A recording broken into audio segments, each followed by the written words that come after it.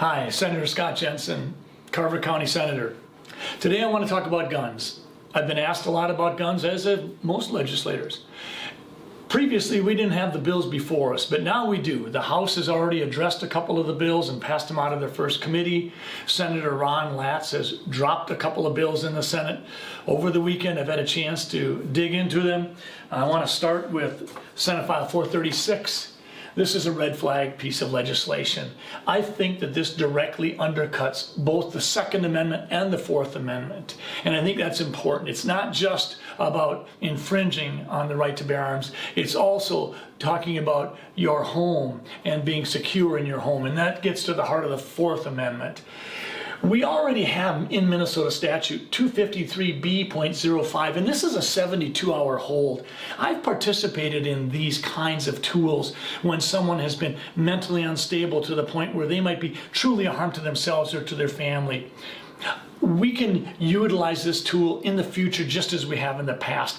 And I think when the whole thing is considered together, I really don't think this red flag legislation being proposed abides by the Constitution. The Second Amendment, the Fourth Amendment have to stand tall. They have to be protected. This bill undercuts them. I would vote no. Moving on to the universal background check. This is Senate File 434. This is an expansive piece of legislation. If you actually read it, you'll see that it's not just dealing with a handgun or one type of gun. It blows the doors open a bit, if you will. It demands that universal background checks be done with some exceptions, particularly within family units. It doesn't undercut the right to bear arms, if you will. If you look at the right to bear arms, comma, shall not be infringed, I don't think it directly undercuts that. But I don't think it really gets us where we want to go. It's a hot button. It probably makes more sense to try to fix our background check system. We've had people admitted involuntarily to psychiatric hospitals, and that isn't getting in the database. We've had people do an end run around the background check system simply by interchanging their first name and their middle name and getting guns that way.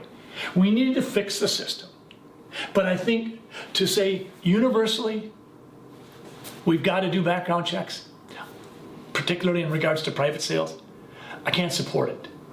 A while back, I purchased a gun from a friend that I've known for 2 decades.